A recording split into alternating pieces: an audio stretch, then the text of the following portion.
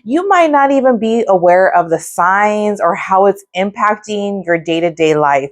So today we're going to be talking about what mal de ojo is, how can you protect yourself from it, and how can you stand strong in being a career confident person and navigate different jealousy, things that are people that are coming to attack you and attack your character. How do you stand up against that? Hola, and welcome to Career Confident Mujer, the podcast designed for jefas and jefitas of the professional world, the first generation professionals. From triumphs to challenges, we're here to share the stories that inspire you to become the jefa of your dreams. Welcome back to another episode of Career Confident Mujer. And in honor of Latino Heritage Month, we have a special episode today where we're going to be talking about mal de ojo. Yep, you heard me. We're going to be talking about the Latino cultural phenomenon, the evil eye, better known as mal de ojo. I thought that since Latino Heritage Month is here, it's from September 15th to October 15th. So in honor of celebrating Latino Heritage Month, I wanted to share something that I believe in, that I grew up believing in, and let's talk about mal de ojo. So first off, what is mal de ojo and why is this even important? I think that if you're navigating your career and if you're advancing, you're going to have people turning their heads, right? When you share your ideas with other people, they're going to kind of be like, great, that's good. But some people might think, well, why are they having that, but I don't have that? I mean, they just get things so easy and I'm over here trying so hard. All of those things are better known as envidia, right? Jealousy. So that can show up in your career. And if you're not aware of mal de ojo or protect yourself from it, you might not even be aware of the signs or how it's impacting your day-to-day life. So today we're going to be talking about what mal de ojo is, how can you protect yourself from it, and how can you stand strong in being a career confident person and navigate different jealousy, things that are people that are coming to attack you and attack your character. How do you stand up against that? So what is mal de ojo? Mal de ojo is when someone looks at you with some sort of jealousy. And sometimes isn't always stemming from jealousy. It's wanting what you have. And sometimes people can want what you have, be happy for you, but at the same time, it's like ruminating in their head about how you're advancing and how they aren't. And that can gain some resentment, some jealousy. And what that often does is create blockages in your career. So what are the signs of mal de ojo? Some of the signs of mal de ojo are you might feel drained. You might feel like you want to do something, but you just don't have the energy to do it. You might be experiencing headaches and cloudiness. No, this isn't depression. It's like you know you want it, but there's something just blocking you, holding you back. That is mal de ojo. I remember in my career, I've experienced this many times and I constantly protect my energy from this. But sometimes what it feels like to me is like, for example, this podcast, right? I'm growing with the podcast and I know like I'll be gung ho. Then when it gets down to it, there's just something like when I'm like, okay, let's start planning the podcast. I'll start getting down to it. And then suddenly I'm extremely tired, like extremely exhausted. And I'm like, okay, let me just take a nap. And I don't just take a nap. It ended up to be like a 4-hour nap. And this is just happening out of nowhere. Like I'll drink coffee, stay up, and there's just something holding me back. Or there will be lots of challenges that I'm facing. I'm like, why isn't this so easy? And I'll notice people around me that I've shared about the podcast, and some people will check in genuinely, and some people won't even bring it up. And that can kind of tell you the signs of who has that envy or that evil eye towards you. So it can show up in a lot of different areas. I sometimes have felt like very cloudy at work. I've entered into meetings and I feel sick. There's lots of different ways that NVIDIA can show up.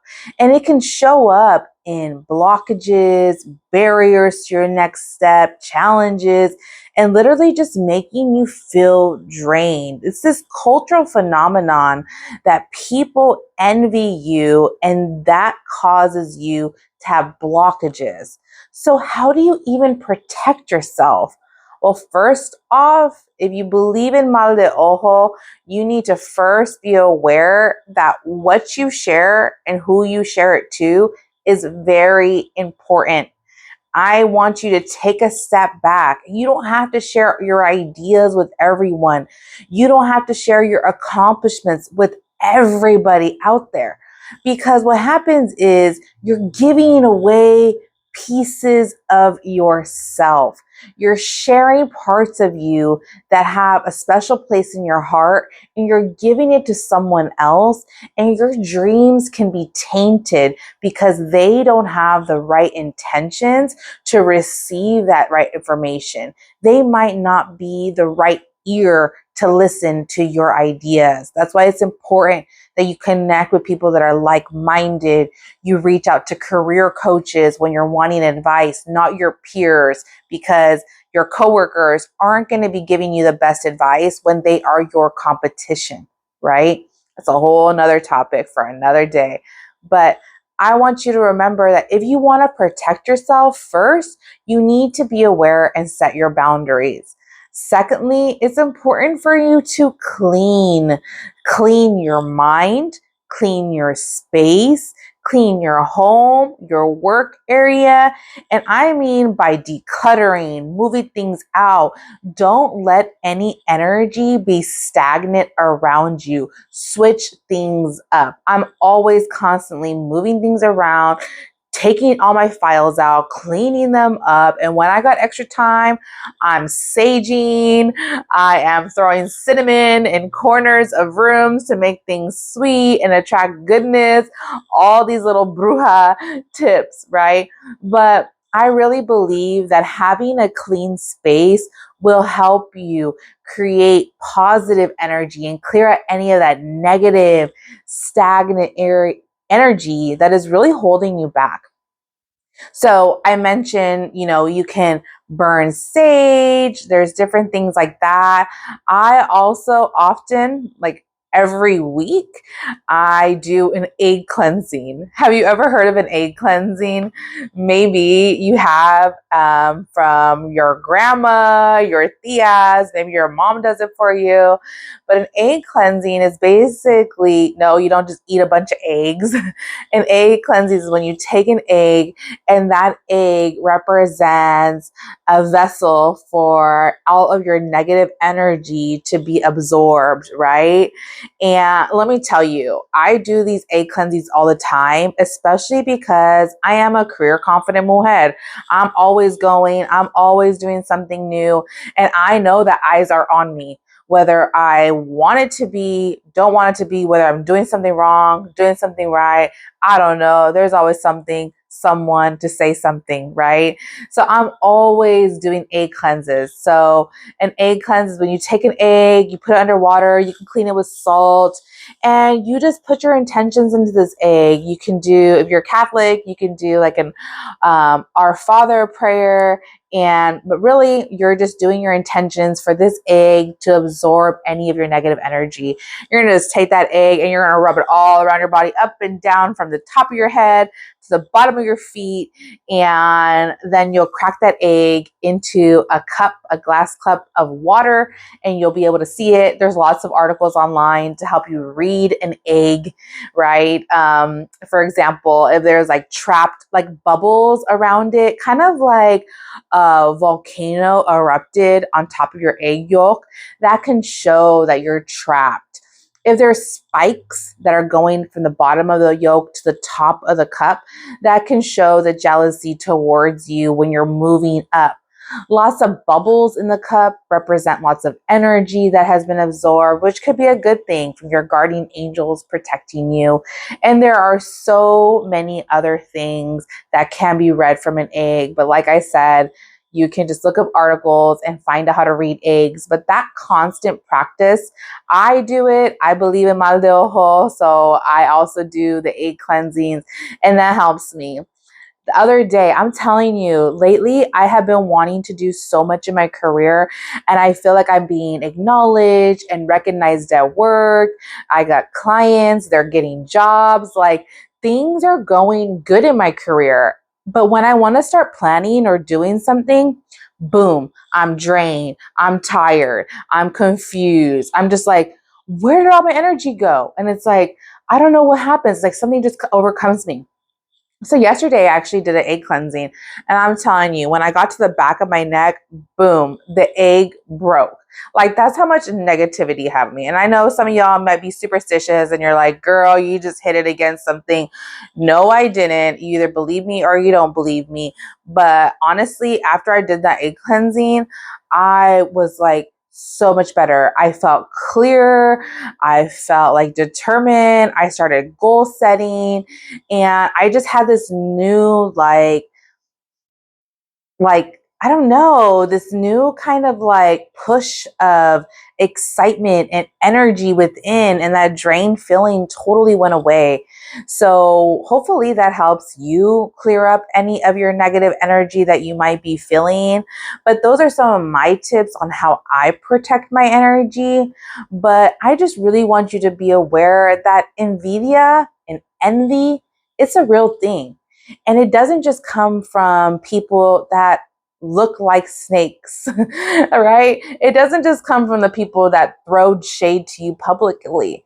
It might be your family. It might be your close friends.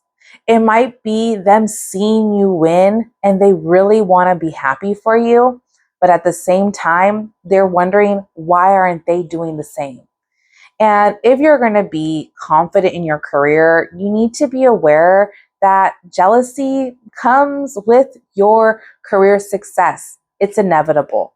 But how you navigate it, how you monitor it, how you continually clean your space, your mental space, your presence in rooms, how you navigate all of those things helps you get to your success easier, more confident, less drained, and more prepared to take that next step in your career. If you're going through something where you have just lost all of your confidence, you just feel drained, you don't have energy, maybe it's time that you invest in a career confidence coach. Work with me and I will help you. I will do the planning with you, the career development with you, and help you work towards your goals so that you're not in it alone. Too many times we depend on people that are close to us to help push us along. But what that happens is that we let them into our dreams, into our vulnerable selves. And sometimes they might not have the same love and attention and good intentions towards your dreams like you do. So work with someone that is trained on that. I have my master's in counseling. I can help you with career development. Work with someone that is trained enough to handle that, give you the safe space to be vulnerable, and someone that's a cheerleader along the way. I hope that this helped you. This was a fun episode, and especially with Latino Heritage Month, I think we need to really talk about who we are and all the things that we bring to the table, even if that is a little superstition like evil eye. So we got to embrace all things good and bad, but this was a fun episode. So I hope that you are protected from that evil eye and you continue to soar in your career.